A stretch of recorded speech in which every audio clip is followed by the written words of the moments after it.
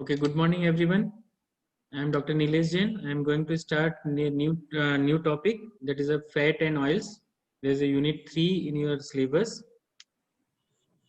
So I think you heard about you have to learn about the fat and oils in a biochemistry lecture as well in second semester. So मेरे ख्याल से आप सबको पता है fat और oils क्या होते हैं, but in short I describe what is a fat. Basically आपके सिलेबस में देयर इज अ कैरेक्टरिस्टिक्स है, analysis of fat and oils हैं, तो हम उनको डिटेल में पढ़ेंगे, लेकिन तब भी हमें फैट और ऑयल्स के बारे में शॉर्ट सारी चीज़ें पता होनी चाहिए. There is some definition related to the in chapter fat and oils. First is lipid. Lipid क्या होते हैं? Lipid is a try ester of long chain of fatty acid with glycerol. ये ट्राई एस्टर्स होते हैं ना, fatty acid और glycerol का. Glycerol having a structure free hydroxyl group. This three hydroxyl group are bind with the three fatty acid chain by a ester bond. So 3 hydroxy with 3 fatty acid is called triester, long chain of fatty acid with glycerol. Lipids. There is a fat. Fat is a triester of long chain of saturated fatty acid. यहाँ पे underline करना saturated word को. Lipid एक common term है जिसके अंदर fat और oils आते हैं, लेकिन फैट जो है that is try asters of saturated fatty acid, जैसे वुल फैट. ऑयल जो है that is again try asters of long chain of unsaturated fatty acid. ध्यान रखना यहाँ पे अंडरलाइन क्या कर रहे हैं हम, अनसैचुरेटेड. तो ये ऑयल और फैट का एक बहुत बड़ा डिफरेंस ये है कि जो फैट्स होते हैं वो सैचुरेटेड फैटी एसिड से बने हुए रहते हैं, जबकि ऑयल्स जो होते हैं वो अनसैचुरेटेड फैटी एसिड से बने हुए रहते हैं. Fats and oils are able to saponify but steroids are not. तो एक और आइडेंटिफिकेशन कैरेक्टरिस्टिक है लिपिड के लिए, कॉमन टर्म्स के लिए, कि ये आसानी से सपोनिफाई हो जाते हैं. फैटी एसिड क्या होते हैं? The fatty acid is a long chain of carboxylic acid are known as a fatty acid. It is a long chain of carbon जिसको बोलते हैं, और लास्ट में इसमें कार्बोक्सिलिक ग्रुप जुड़ा हुआ रहता है, उन्हें हम फैटी एसिड बोलते हैं. सैचुरेटेड फैटी एसिड वो फैटी एसिड होते हैं जिनके अंदर सिर्फ सिंगल बॉन्ड प्रेजेंट होते हैं, ठीक है, with carboxyl group. Carboxylic group के साथ में एक लॉन्ग चेन ऑफ कार्बन होती है, लेकिन सारे कार्बन सिंगल बॉन्ड के थ्रू जुड़े हुए रहते हैं. अनसैचुरेटेड फैटी एसिड में एक या एक से ज्यादा डबल बॉन्ड प्रेजेंट होते हैं, उन्हें हम अनसैचुरेटेड फैटी एसिड्स कहते हैं. Now, saponification. The word saponification means the fat or oils are able to form salt और सोप विद एल्कली. जब कभी भी हम ऑयल और फैट को एल्कली के साथ में NaOH या KOH के साथ में ट्रीट करेंगे तो वो सोप बनाते हैं, सोप लाइक कंसिस्टेंसी बनाते हैं, और इस प्रोसेस को हम बोलते हैं saponification. Rancidification, it is a term basically used for the oxidative or hydrolytic product produced by obnoxious odor or flavor. हम उसे रेंसिडिफिकेशन बोलते हैं. द प्रोसेस जिसमें ऑयल और फैट जो होते हैं लॉन्ग टर्म रखे रहने पे उसका ऑक्सीडेशन हो जाता है या हाइड्रोलिसिस हो जाता है, जिसकी वजह से एक करेक्टरिस्टिक एनॉक्सियस ऑर्डर निकलती है, और वो जो है वो बहुत बेकार होती है. That's called as a rancidification. Hydrolysis, it is a breaking of triester bond with the water to form a fatty acid in glycerol. This is the process जिसके थ्रू फैटी एसिड अलग हो जाते हैं और ग्लिसरॉल अलग हो जाता है. ये प्रोसेस जो होती है वाटर के प्रेजेंस में होती है, इसलिए called hydrolysis. Hydrogenation, it is addition of hydrogen to oil in the presence of reducing agent to form a fats. अब आप देखो यहाँ पे वर्ड जो यूज हुआ है फैट. फैटी एसिड्स या जो लिपिड होते हैं, यदि लिपिड अनसैचुरेटेड होंगे यानी कि डबल बॉन्ड प्रेजेंट होंगे उनमें, तो वो डबल बॉन्ड जो है हाइड्रोजनेट हो जाएंगे by with the help of reducing agent. तो वो जहां भी डबल बॉन्ड होगा वहां पे एक एक हाइड्रोजन जुड़ जाएगा, जिसकी वजह से वो इसमें कन्वर्ट हो जाएगा सैचुरेटेड फैटी एसिड में. That saturated fatty acid called fat. तो हाइड्रोजनेशन के थ्रू हम ऑयल को किसमें कन्वर्ट कर देते हैं? फैट में. Now wax. Wax is the ester of fatty acid with high molecular weight monohydric alcohol. Single monohydric alcohol containing fatty acids जो है वो लॉन्ग चेन फैटी एसिड के थ्रू जुड़े हुए रहते हैं और वो बनाते हैं. It's called wax. Now comes on a function of lipid on fats और ऑयल्स. गुलप्रीत, आवाज आ रही है? Yes, sir, you're audible. तो बहुत इजी है फंक्शन ऑफ लिपिड और फैट्स का. स्टोरेज फॉर्म ऑफ एनर्जी, आपने बायोकेमिस्ट्री में पढ़ा हुआ था कि it is a largest way to store the energy in the form of fat or oil in the form of fat in adipose tissue. है ना। नॉर्मल हमारे लिए तो ग्लूकोज इज इम्पोर्टेंट, है ना। ग्लाइकोलाइसिस क्रेब्स साइकिल के through हम energy drive करते हैं, लेकिन इन द केस ऑफ जब हमारे पास ग्लाइकोलाइसिस या क्रेब्स साइकिल काम नहीं करती है तो हम ग्लूकोनियोजेनेसिस में काम करते हैं। और ग्लूकोनियोजेनेसिस किसके थ्रू एनर्जी प्रोड्यूस करता है? फैट या अमीनो एसिड के through. So it is an important dietary component because of their high energy value and because of the fat soluble vitamin and the essential fatty acid contained in the fat of natural foods. This is also as a function, it is also a structural component of biomembrane. आपने देखा होगा cell membrane जो हमारी होती है, that is a containing phospholipid. It is a made up of phospholipids. तो इसमें lipid एक मेजर कंपोनेंट रहता है. It is also help to serve as a thermal insulator in the subcutaneous tissue and around the certain organs. It having a non-polar lipid act as a electrical insulator, allowing rapid propagation of depolarization waves along the myelinated nerve. So ये बहुत important है कि signal transduction में lipid bilayer membrane जो होती है myelinated nerve fibre के ऊपर, ये हेल्प करती है सिग्नल को एक जगह से दूसरी जगह पे ले जाने के लिए.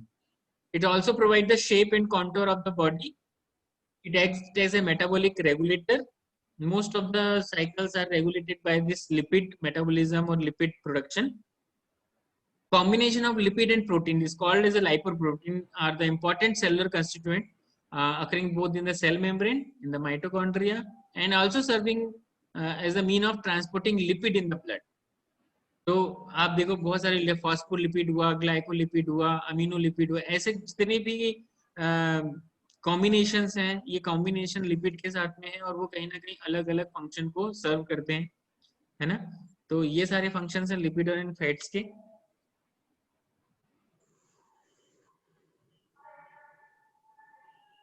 Now comes on lipid characteristic. हम कैसे पहचानेंगे कि लिपिड को? सबसे पहली बात, lipid are insoluble in water but soluble in organic solvent like ether, benzene, acetone and chloroform. तो लिपिड वाटर इनसॉल्युबल होते हैं, ठीक है, और ये सारे ऑर्गेनिक सॉल्वेंट में सॉल्युबल होते हैं. Lipid names synonym with fat but also include the phospholipid in sterols. Lipid एक कॉमन टर्म है जिसके अंदर फैट, ऑयल, वैक्स सभी आते हैं, ठीक है. The chemical structure contain glycerol and fatty acid. इसका साथ में ग्लिसरॉल और फैटी एसिड. अब यहाँ पे देखिए जो मैंने आपसे डिस्कस किया था कि how a lipid a form. Lipid is a try asters of fatty acid. जैसे मैंने बोला triester of fatty acid. Structure में आप देख पाएंगे ये है ग्लिसरॉल का structure. Glycerol containing 3 hydroxyl group. This 3 hydroxyl group bind with 3 fatty acid. अब हम फैटी एसिड क्यों बोल रहे हैं? Fatty acid containing long chain of carbon, अलग अलग है ना. This is a 3 fatty acid, 1 2 3. This 3 fatty acid having 1 carboxylic group. सब में एक एक कार्बोक्सिलिक ग्रुप है और ये कार्बोक्सिलिक ग्रुप जो है आपके हाइड्रोक्सी के साथ में बॉन्ड बनाता है और 3 वाटर मॉलिक्यूल बाहर निकलेंगे ना, ये बाहर और ये बाहर, और बनाएंगे ये bond, ester bond. Ester bond कैसा होता है? R O C double bond O R1, है ना. तो अब यहाँ पे आप देख सकते हो दोनों तरफ इस मॉलिक्यूल के एक तरफ CH3 ग्रुप है और दूसरी तरफ R1. ये एस्टर बॉन्ड बनाते हैं. This is a try ester, इसलिए बोलते हैं tri asters of fatty acid, ठीक है.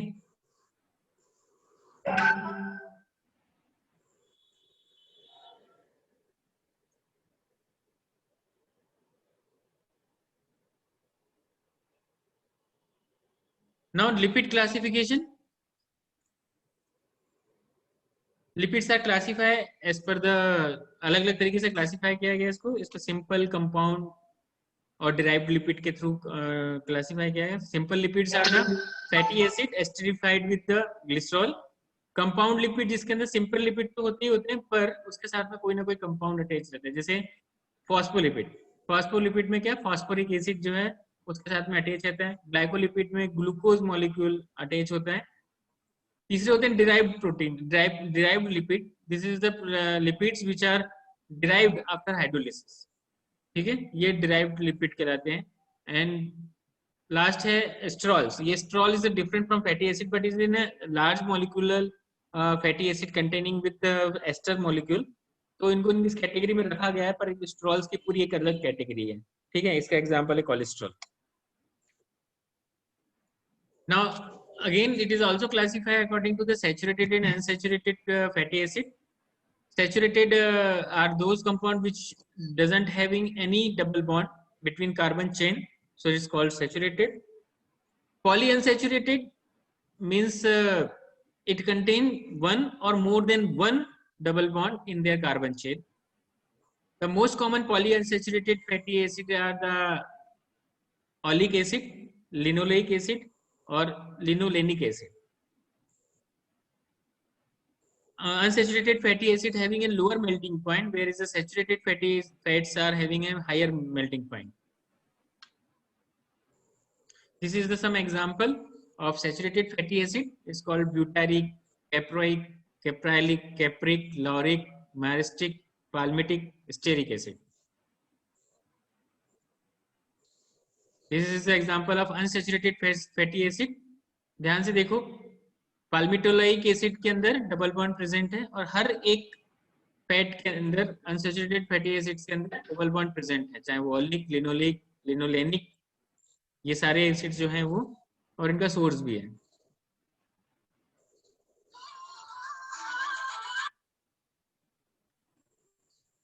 नाउ फैटी एसिड का nomenclature.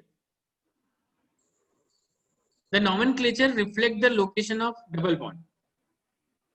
But sometimes fats are also, या fatty acids are also known as their common name, जैसे oleic, stearic and palmitic acid. एक example है linoleic acid is also known as 18,2N6. अब इसका क्या मतलब है 18,2N6? इसका मतलब है fatty acid having 18 carbon, the first digit represent the number of carbon in length and has having A double 2 bond. 2 का मतलब double bond and the first of which is the 6th carbon. ठीक है, N6 का मतलब है कि पहला जो डबल बॉन्ड है वो किस नंबर पे है, 6वें नंबर के कार्बन पे. इसी तरीके से अरिचिडोनिक एसिड, इसका नॉमेनक्लेचर किया गया है 24N6. अब आप इसको कैसे रिप्रेजेंट करेंगे गुलप्रीत? 24N6 का क्या मतलब है, यदि मैंने पहले जो समझाया?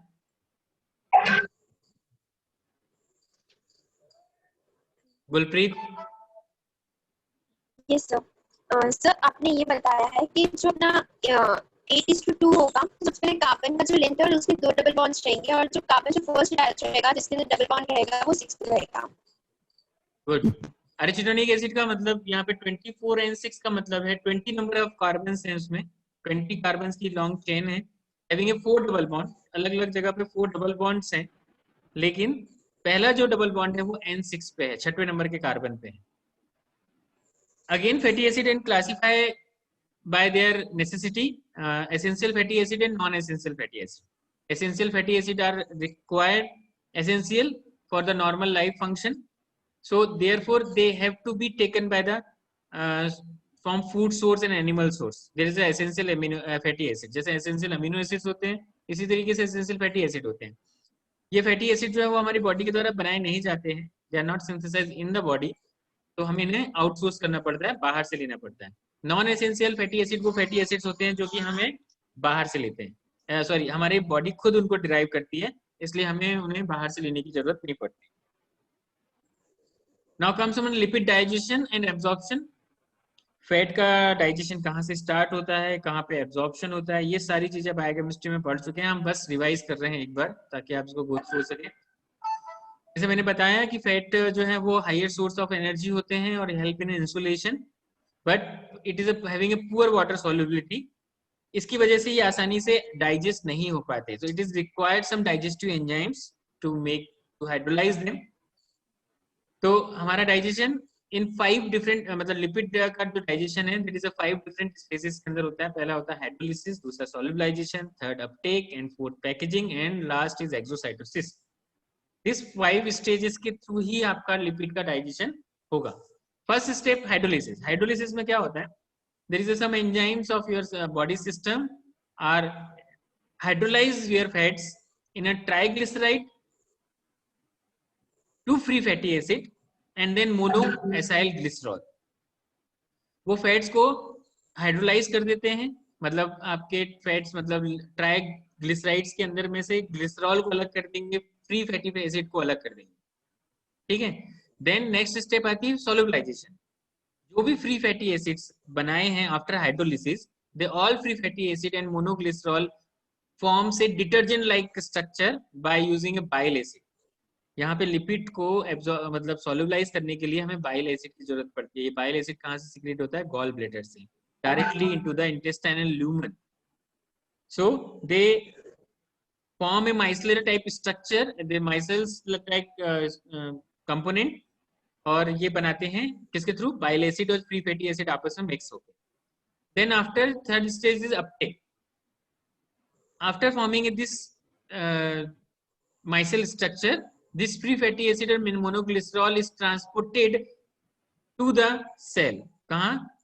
सेल के अंदर ट्रांसपोर्ट किए जाते हैं, then again they resynthesize into the triglyceride.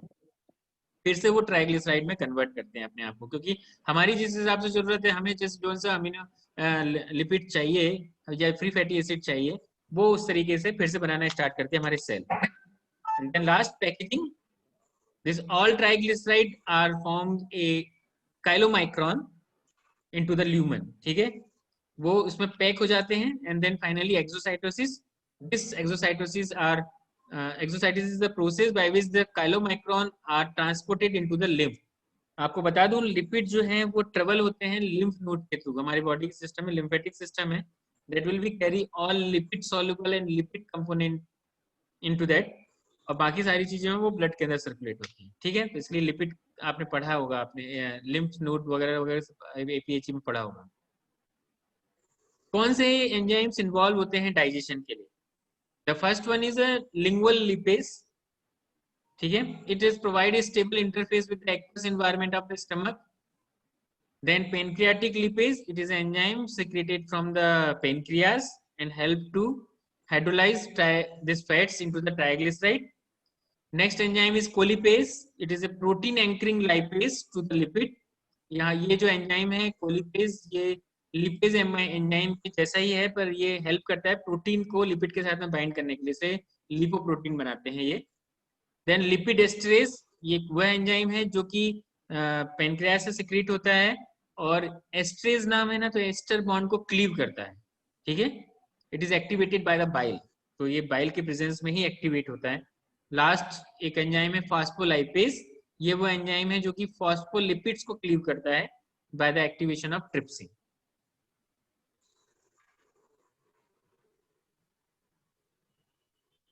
Now physical property of fats and oil. All fats and oils are colorless, odorless and tasteless until and unless they are hydrolyzed or acidified, ठीक है, तब तक ये colorless, odorless and tasteless ही होते हैं। They are insoluble in water but having a specific gravity less than 1. So that's why they all fats are float in a water. Oils are liquid, basically at 10-20 degrees centigrade, because they contain higher proportion of unsaturated fatty acid, whereas fats are solid at room temperature because of they contain saturated long chain fatty acid, ठीक है। Oil जो होते हैं वो liquid होते हैं और fats जो होते हैं वो सॉलिड होते हैं रूम टेम्परेचर पे। All triglycerides are the storage form of the energy in adipose tissue. Extra amount of जितना भी लिपिड होता है that will be stored in adipose tissue. Now this is the physical property. Now comes on a chemical reaction. ये यहाँ पे आप, यहाँ से आपका ऑर्गेनिक केमिस्ट्री स्टार्ट होता है ना। Concentrate on the reaction.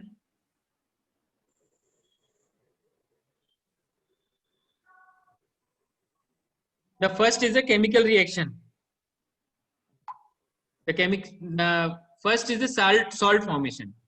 Salt means जब कभी भी आप fatty acids को, the fatty acid containing carboxylic functional group, or because of that carboxylic functional group, they are reacted with the alkali, sodium hydroxide या potassium hydroxide हो। Sodium hydroxide के साथ treat करने पे ये सोडियम सॉल्ट बनाते हैं, और जिसको हम सोप भी बोलते हैं। Sodium salt of fatty acids is basically soap. तो आप जो भी देखेंगे, यदि सोडियम हाइड्रोक्साइड के साथ में रिएक्शन होता है, जैसे पाल्मिटिक एसिड का, दैट पाल्मिटिक एसिड फॉर्म में सोडियम पाल्मिटेट, और it is having a soap like character, they form a foam. Sodium salt जो है सोप फैटी एसिड के, they mix hard soap, where is a potassium hydroxide makes soft soap.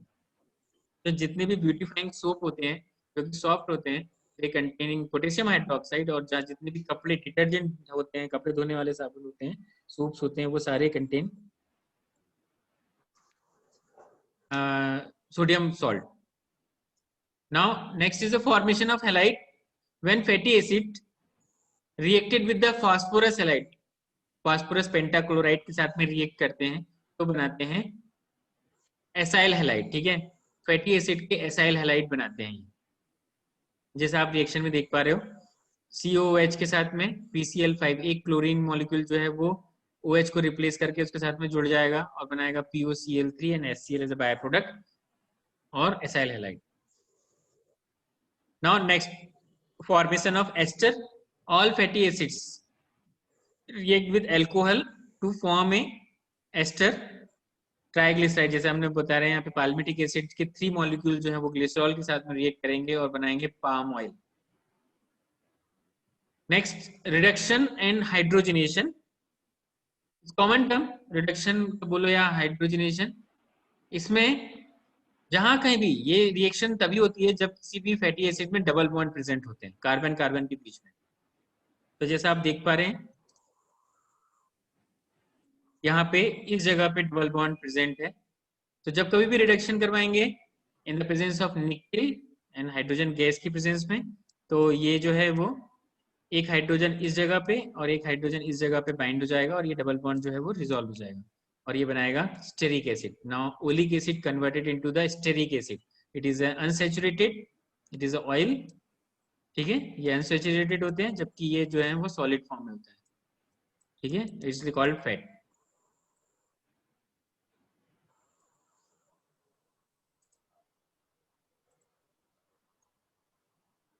Now reaction of fats and oil. Same जो fatty acid की reactions है वही यहाँ पे आप देखेंगे. हाइड्रोलिसिस ऑफ फैट्स उल्टा है ना, वहां पे हम फैट्स बनाते थे, ये हाइड्रोलिसिस से डिग्रेड करके हम free fatty acids and glycerol बनाएंगे. तो this reaction is called hydrolysis when fatty acid like structure undergo the, ये देखो ये this is a triglyceride containing 3 fatty acid है ना, 1 2 और 3. इसको वाटर के प्रेजेंस में हाइड्रोलाइज करवाएंगे तो बनाएगा glycerol. And this 3 fatty acid are representing the number of carbon, different number of carbon.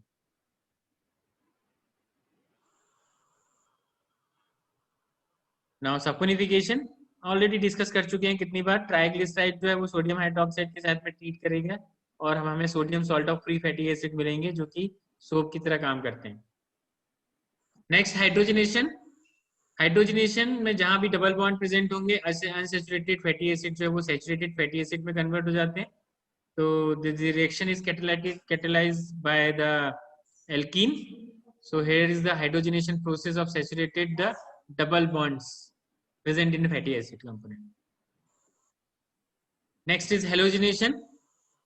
Whenever unsaturated fatty acids undergo the halogen binding, like example linoleic acid when reacted with the iodine. So this iodine bind where the double bond is present, और जहां भी double bond present होंगे उस जगह पर जाके iodine bind हो जाएगा. और यही फिनोमिना आयोडीन वैल्यू को डिटरमाइन करने के लिए मदद करता है. The amount of iodine required to saturate the fatty acid. ये डबल बॉन्ड जो है आप देखेंगे यहाँ पे डबल बॉन्ड रिजॉल्व होके ये आयोडीन इसके साथ में लगते हैं. तो जब हम आयोडीन वैल्यू पढ़ेंगे या सल्फोनिफिकेशन वैल्यू पढ़ेंगे, मैंने सल्फोनिफिकेशन वैल्यू में भी बताया कि वो जहां भी सोडियम सॉल्ट के साथ में रिएक्ट करता है, वो यहाँ पे आयोडीन वैल्यू के लिए बता दिया मैंने कि डबल बॉन्ड प्रेजेंट होगा तो आपको सैचुरेशन पता चलेगा या अनसैचुरेशन पता चलेगा, जितने आयोडीन उसके साथ में बाइंड होंगे वो. Gulpreet, the screen is visible and my Yes, sir. Yes, the screen is visible.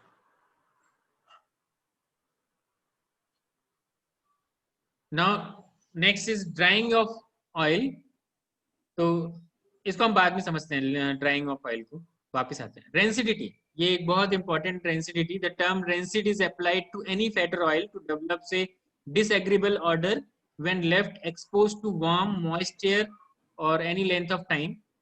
तो हम जब ऑयल को हम या फैट को हम बहुत लंबे समय तक खुला छोड़ देते हैं या एयर या मॉइस्चर के प्रेजेंस में, तो वो ऑक्सीडिफाई हो जाता है और हाइड्रोलाइज हो जाता है, और इसकी वजह से कैरेक्टरिस्टिक डिसएग्रीबल ऑर्डर प्रोड्यूस होती है. Density is by the hydrolysis of the ester links and oxidation of double bond of the triglyceride. The lower molecular weight acid that are produced are volatile and impart an offensive order to fat or oil. जब hydrolyse होने के बाद जो compound बनते हैं वो जो होते हैं वो लाइट वेट होते हैं, यानी कि वोलेटाइल होते हैं, और इसलिए आसानी से हमें एक कैरेक्टरिस्टिक ऑर्डर मिलती है. यहाँ पे triglyceride in the presence of water और लिपेज एंजाइम के प्रेजेंस में जो है वो ग्लिसरॉल और फ्री फैटी एसिड में कन्वर्ट होते हैं, और ये फ्री फैटी एसिड जो है then again converted in the volatile form and gives a characteristic disagreeable order. This is lipid oxidation. Unsaturated fatty acid by removal of in the presence of water, that is a free radical of hydroxyl group, by removal of that water molecule, this forms lipid free radical, and then free radicals of lipid again converted into the lipid peroxide, or that shows the rancidity.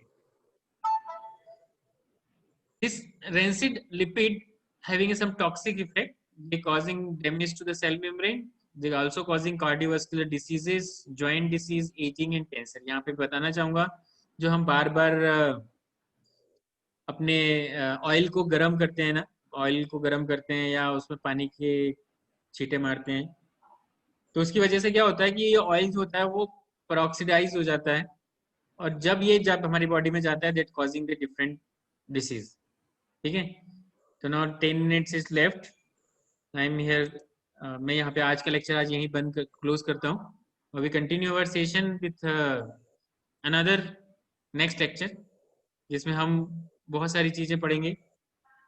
Analysis basically कि हम किस तरीके से fat and oil की values जो हैं आपके syllabus में वो कैसे डिटरमाइन करते हैं. Moisture content, specific gravity, refractive index, saponification value, acid value, iodine value, Reichert Meissl value and acetyl value.